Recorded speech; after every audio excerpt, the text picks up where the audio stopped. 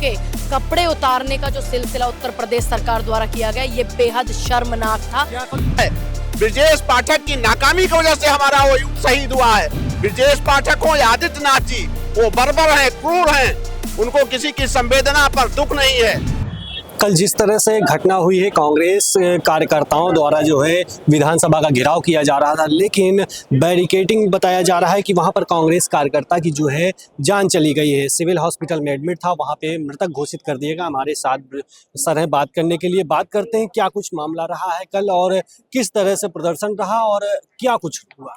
देखिए, कांग्रेस पार्टी ने आह्वान किया था कि जो उत्तर प्रदेश में अराजकता है, सरकार की प्रशासनिक विफलता है, निरंकुशता है, बेरोजगारी है, महंगाई है, किसानों की दुर्दशा है, इन सब चीजों को लेकर के कांग्रेस के कार्यकर्ता सड़कों पर उतरे थे। लेकिन सरकार कार्यकर्ताओं को रोकने के लिए और इस आंदोलन को विफल करने के लिए पूरी तरीके से लखनऊ को और पूरे उत्तर प्रदेश को बैरिकेड कर रखा था। और आपने देखा होगा कि कितनी क्रूरता के साथ पुलिस हमारे प्रदेश अध्यक्ष जी के को जमीन पर गिराकर उनके छाती पर पैर रखे हुए है। और वो जो प्रभात पांडे हमारा यूथ का कार्यकर्ता शहीद हुआ, उसके अलावा और ऐसे कई लोग थे जो मौत के मुंह से बाहर निकल के आए हैं, क्योंकि सरकार की जो बर्बरता थी वो चरमोत्कर्ष पर था। चारों तरफ से पुलिस का घेरा था। आप सोचिए, सैकड़ों बसें तो खड़ी की गई थी, लेकिन एक भी बैरिकेडिंग के बाहर एक भी एम्बुलेंस नहीं थी। ब्रजेश पाठक जी जो भाषण कर रहे हैं, उनको बताना चाहिए। ब्रजेश पाठक ने बोला है कि कांग्रेस पार्टी युवाओं का इस्तेमाल करके अपना फायदा निकालना चाहती है और लगातार ऐसे जान के युवाओं की समस्याओं पर ही हम प्रोटेस्ट कर रहे थे। कांग्रेस पार्टी किसी का फायदा नहीं उठाती है। हमने इस देश को आजाद कराया है, बनाया है, संवारा है। ब्रजेश पाठक की नाकामी की वजह से हमारा वो युद्ध शहीद हुआ है। उनको बताना चाहिए, उनको बताना चाहिए कि इतने बड़े बैरिकेडिंग व्यवस्था में एक भी एम्बुलेंस क्यों नहीं खड़ी की गई, क्यों नहीं उस एम्बुलेंस। जब आप पुलिस लगाए हुए हैं, लाठी चार्ज कर रहे हैं, वाटर कैनन का इस्तेमाल कर रहे हैं, तो आपको यह भी ज्ञात होना चाहिए कि कार्यकर्ता घायल हो सकता है, उसको चोट लग सकती है। उस कार्यकर्ता की जान बचाने के लिए सरकार ने कोई एम्बुलेंस की व्यवस्था क्यों नहीं की थी? हमारे कार्यकर्ता कैसे उस लड़के को लेकर के अस्पताल पहुंचे हैं, हमारे पार्टी का वर्कर ही उसको समझ सकता है। ब्रजेश पाठक हो या आदित्यनाथ जी, वो बर्बर हैं, क्रूर हैं, उनको किसी की संवेदना पर दुख नहीं है।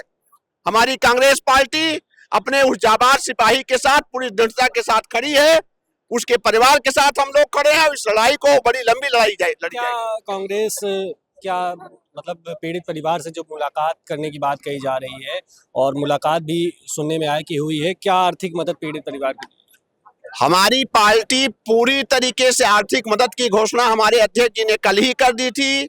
पार्टी का एक एक कार्यकर्ता, अभी हमारी पार्टी की जो शोक सभा हुई है उसमें तमाम कार्यकर्ताओं ने मांग किया है कि उस कार्यकर्ता के परिवार का कोई बार कोड या कोई पैसा ट्रांसफर करने का कोई नंबर, अकाउंट होना चाहिए जिसमें हर कार्यकर्ता डोनेट करना चाहता है। कांग्रेस पार्टी अपने एक वर्कर के साथ शिद्दत के साथ खड़ी हुई है।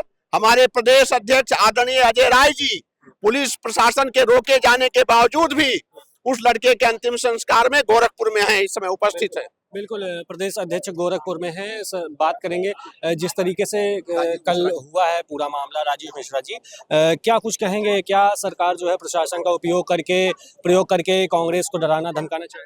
देखिए, ये सरकार जिस तरीके से काम कर रही है, इस सरकार ने अंग्रेज सरकार के रिकॉर्ड को भी ध्वस्त कर दिया है। योगी आदित्यनाथ झूठा आदमी है। वो इसलिए झूठा आदमी है कि जिसका नाम अजय सिंह विष्ट है, वो आदित्यनाथ के नाम से शासन कर रहा है इस देश में। ब्रजेश पाठक को मैं विश्वविद्यालय के छात्र जीवन से जानता हूं। जब वो विश्वविद्यालय में लॉ रिप्रेजेंटेटिव था, तब मैं ऑल इंडिया स्टूडेंट फेडरेशन का उत्तर प्रदेश इकाई का अध्यक्ष था। मैं जानता हूं कि वो आदमी झूठा है, मक्कार है, और मक्कारी करते करते वो आज सत्ता के शीर्ष स्थान तक पहुंच चुका है।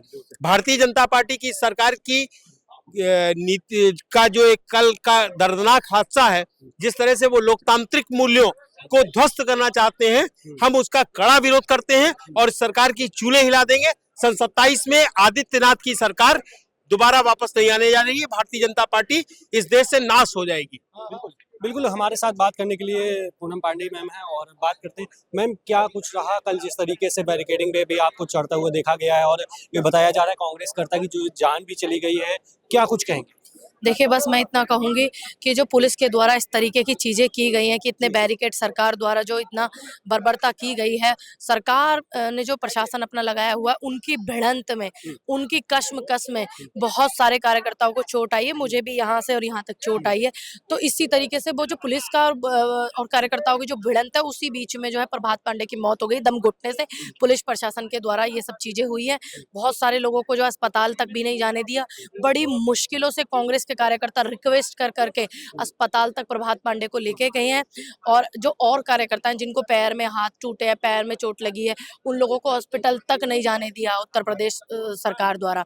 तो ये बर्बरता की जा रही है। अब ऐसे तो प्रोटेस्ट अगर लोग करेंगे, पुलिस द्वारा इस तरीके की चीजें होंगी और आपस में आंदोलन में चोटें भी लगती हैं, ऐसा नहीं ये है भी नहीं देखा लगती। कि महिलाओं को भी घसीटा जा रहा था बैरिकेड। महिलाओं को घसीटा गया, और एक बड़ी बात शर्मसार जो थी वो ये थी कि जो महिलाओं के कपड़े उतारने का जो सिलसिला उत्तर प्रदेश सरकार द्वारा किया गया, ये बेहद शर्मनाक था। क्या कल क्योंकि- ऐसा कुछ भी जी, हमारी कार्यकर्ताओं के बहुत सारी महिलाओं के कपड़े फाड़े गए, और मेरी पैंट खींची पुलिस महिला जो थी उन्होंने, लेकिन वो उनसे पूर्ण रूप से नग्न करने की जो कोशिश कर रहे थे वो नहीं कर पाए, और उन्होंने कोशिश की। फिर मैंने मीडिया में ये चीजें, एकदम से बहुत सारी मीडिया आ गई, मैंने मीडिया में बोला कि ये लोग हमारे कपड़े उतार रही हैं। तो एक पुलिस वाली जो थी आंटी, उन्होंने मेरा मुंह बंद किया ताकि मैं ये चीज ना बोल सकूं।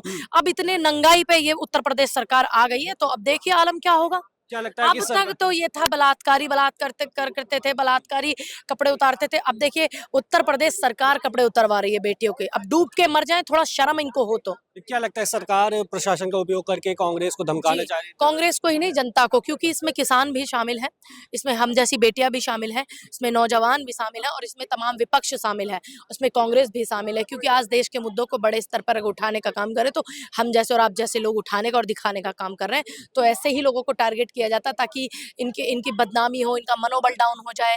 कपड़े क्यों फाड़े जाते हैं? ताकि महिला हैं, डर के छुप के बैठ जाए। बिल्कुल बिल्कुल, हमारे साथ बात करने के लिए पूनम पांडे जी थी। जैसा कि जिस तरीके से कल प्रदर्शन हुआ और उसमें जो है यूथ कांग्रेस कार्यकर्ता की जो है जान चली गई है, उससे कहीं ना कहीं कांग्रेस कार्यकर्ता जितने भी हैं वो शोक संवेदना व्यक्त कर रहे हैं, और आक्रोश भी है सरकार के खिलाफ। जो है लगातार जो है प्रदर्शन कर ही रहे थे, लेकिन इस प्रदर्शन में जो है कांग्रेस कार्यकर्ता की जो है जान चली गई। न्यूज़ स्टार मीडिया के साथ पीयूष तिवारी, लखनऊ।